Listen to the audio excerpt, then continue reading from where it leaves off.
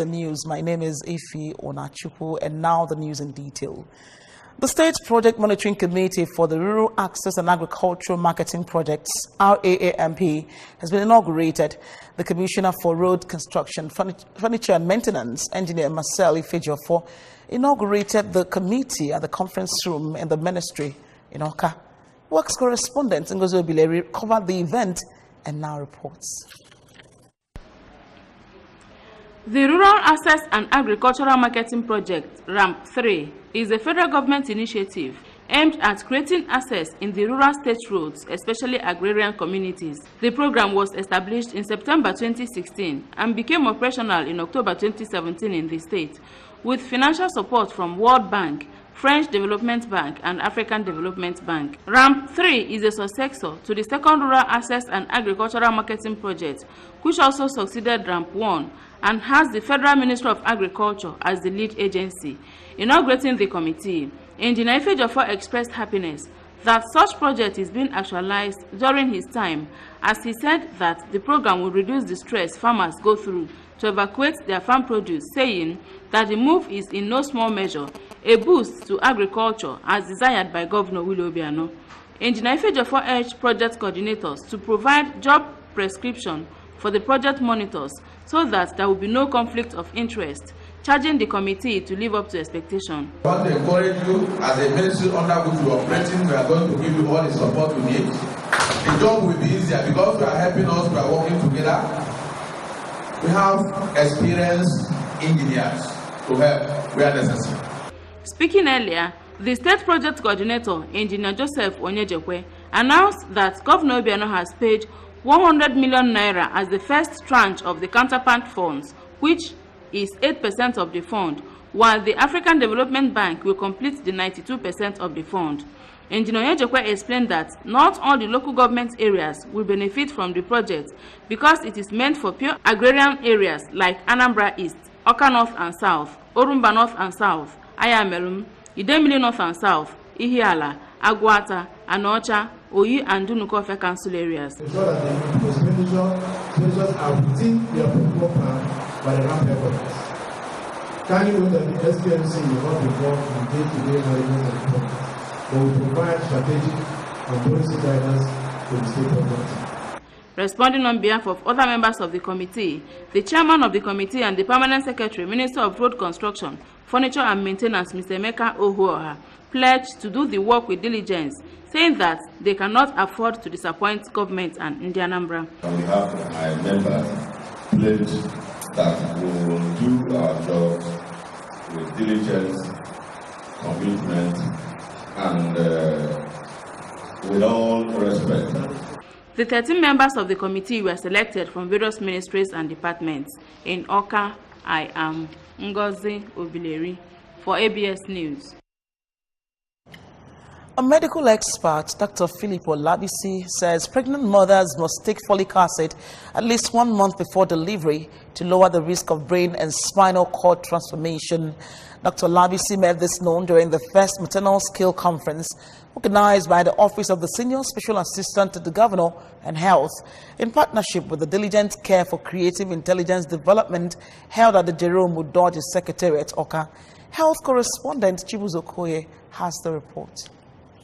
Delivering a lecture on smart maternal keys closing the gap, Dr. Olabisi, who gave explicit and comprehensive analysis of the development of children from conception to delivery stage, noted that proper intake of balanced diet, less stress, as well as treatment of all diseases before delivery are strategic to giving birth to a strong and smart children. Dr. Olabisi further revealed that intelligence of children emerges from not only the interaction of genetic makeup, but also the environment they develop right from onset of fertilization, calling on mothers and potential mothers to avoid acts that can deform their unborn babies in the womb. Learn to follow your vision and refuse to follow your feelings. If you are the type that always follow your feelings, especially when in pregnancy, it will be very difficult to have a visionary child, to have a baby that is full of IQ. The Commissioner for Social Welfare, Women and Children Affairs, Lady Ndidi Mezue, represented by the Senior Special Assistant to the Governor on the Ministry, Mr. Ernest Ebenebe, described the conference as worthwhile and encouraged mothers to take the conference seriously for the state to continue to have smart children that will sustain the shining lights of the state in the future. In a welcome address, the Senior Special Assistant to the Governor on Health, Honorable Kate Edozie, said that the event was aimed at educating mothers on the skills and abilities required to achieve optimal health and well-being of mother and child, and commended Governor Willie Obiano for his strides in the health sector. The foundation of a child's future is consciously or unconsciously laid in the mother's womb. You are here to learn the skills and abilities that are required for prospective mothers to achieve optimal health and well-being of both mother and child. The Executive Secretary, Anambra State Health Insurance Scheme, Dr. Simeon Onyamechi, equally talked about the importance of health insurance at the conference. The theme of the conference was Smart Newborn Strategies, a fast track to United Nations Sustainable Development Goals 1, 3, 4, and 8. Participants at the event were drawn from various parts of the state. In Oka, it's been Chibuzo Okoye for ABS News. The Managing Director and Chief Executive Officer of Anambra Broadcasting Service, ABS, Nzuche Nwora, has emphasized the need for youths to be equipped with skills that would make them self-reliant. Nwora laid the emphasis when students from the Department of Adult and Non-Formal Education, Federal College of Education, Technical Umunze, paid him a courtesy visit in his office in Oka. Correspondent Emmanuel Okonkwo completes this report. The ABS boss, who made it clear that days are gone when people depend only on white-collar jobs for livelihood, said it is high time the youths embraced skills that would help them survive the present unemployment situation in the country. Nwora also emphasized the need for the students to be serious with their course of study, which he described as one of the courses that would positively transform the country, and charged them to always use the knowledge to reshape people's perception about education. By stating the commitment of the station to creating a better society, Nwora enlightened the students on the efforts the organization is making towards engaging the youths meaningfully, which one of them is the founding of the ABS Film Academy. I want to encourage you, madam, you're doing a good job with them, and there's hope. There's hope. So don't think that you're disadvantaged, you're not. Okay? So you guys are actually helping to, recreate the way we think about the education in Nigeria. I mean, ours will show how we are practicalizing it, that things should be different. I'm not saying that people should not go to university. If you want to go to university, that's fine, but there's also other pathways that somebody can do things. Speaking earlier, the head of Department, Adult and Non-Formal Education, Federal College of Education Technical Umunze, Dr. Mrs. Victoria Ifeanacho, who commended the ABS on its expertise in information dissemination, said the visit to the station was to help the students understand the practical aspect of the course, as mass media is one of their major courses. Just want to bring the students nearer to what they have been learning in the classroom, for them to experience, have first-hand information about what we tell them in the class. You have activities, you know that you are a mass media, and your service is very important in mass education, literacy and awareness. Some of the students, including Ms. Blessing Mweke, Mr. Uchenna Nefuna, and Azomto Okoye, expressed happiness on the visit and explained that it has widened their scope of knowledge on broadcasting as well as information management. I learned a lot, especially in the news place.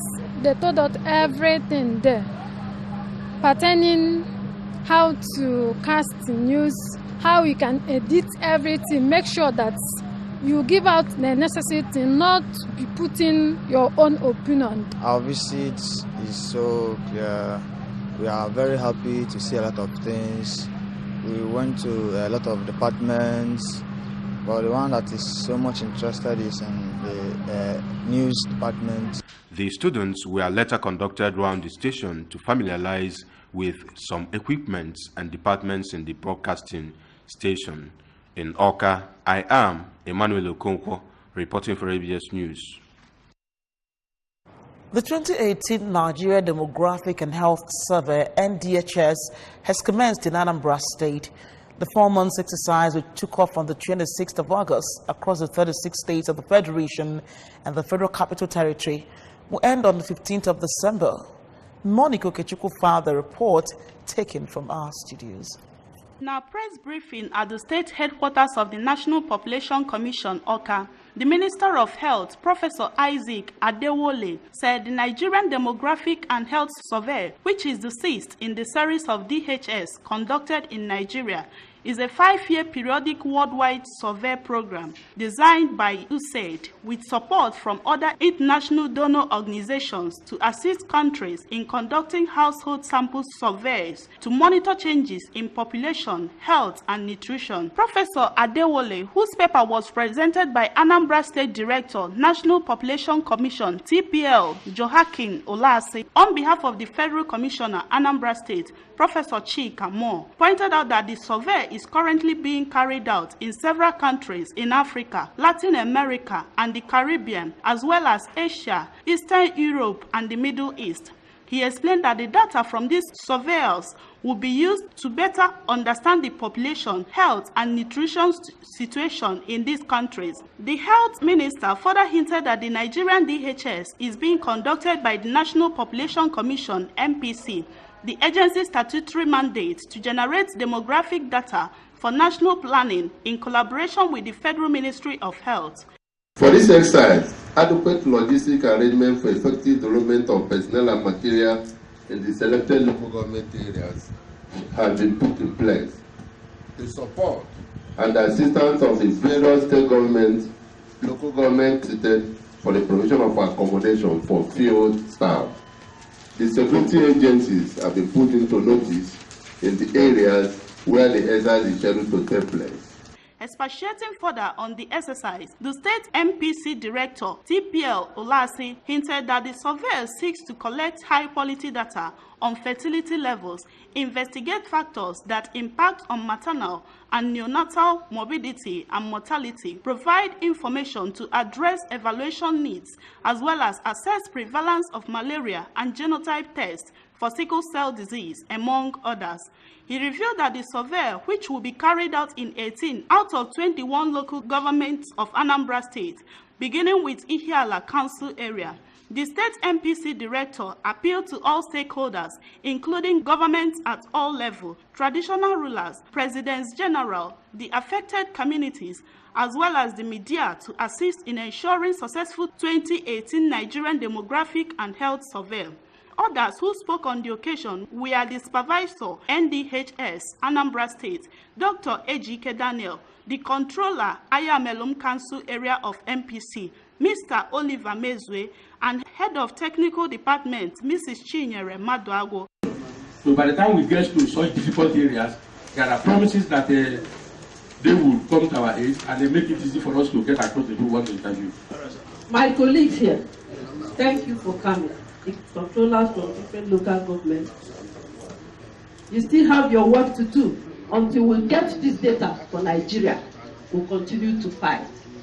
The event attracted MPC officers and stakeholders from both states and local government areas of Anambra State. You're still watching ABS Television News this morning. The rest of the news will return after this timeout. Please stay on.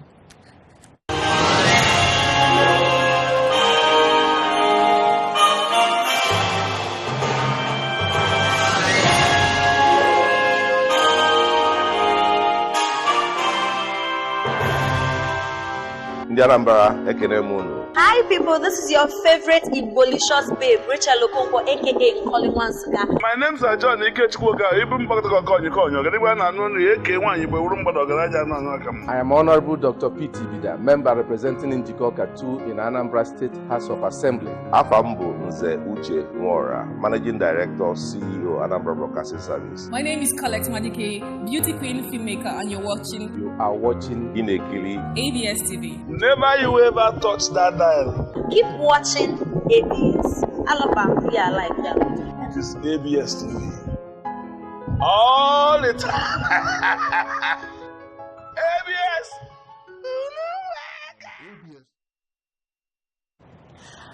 An Inspector General of the Nigerian Police Force attached to the Federal Special Anti-Robbery Squad, FSARS, Mr. Charles Omotosho, has been dismissed for extorting road users in the Ikorodu area of Lagos State. Mr. Omotosho's dismissal came 3 months after tweets by a resident in Ikorodu, Princess Ife, who on May 16 claimed that the officer threatened to shoot at her and others, except they paid a ransom of 5,000 naira. The Public Complaints Rapid Response Unit, PCRRU, of the police force promised to investigate the issue and make findings of the investigation public. The PCRRU tweeted that the Assistant Inspector General of Police, Zone 2, Lagos, Ibrahim Adamu, has approved the dismissal of Mr. Omotosho. The tweet said that the Assistant Inspector General of Police, Zone 2, Lagos, AIG Ibrahim Adamu, has reviewed the orderly room proceedings and approved the punishment and dismissal of Inspector Charles Olushola Omotosho. The tweet also showed that 3 other accomplices of the dismissed inspector were awarded punishment of reduction in rank from sergeant to corporal by the police. The police are, however, yet to act on 2 police officers caught on video collecting bribe from motorists on May 13.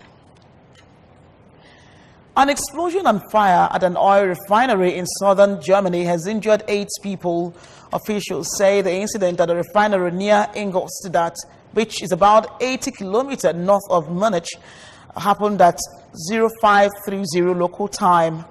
Hundreds of firefighters are at the scene, and a police statement said there was a risk of more explosions.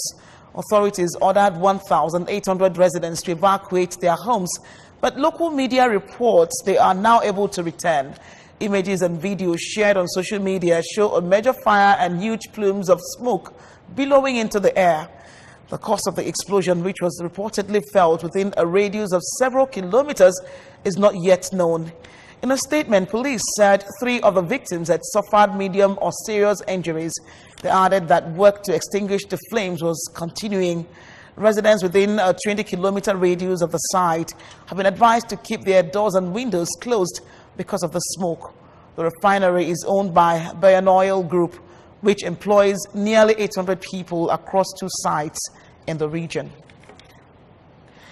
Veteran Nollywood actress Joka Silva will be decorated with the prestigious Woman of Integrity Award at the 6th Annual Integrity Lecture Cum Award organized by the Nigerian Association of Christian Journalists in October.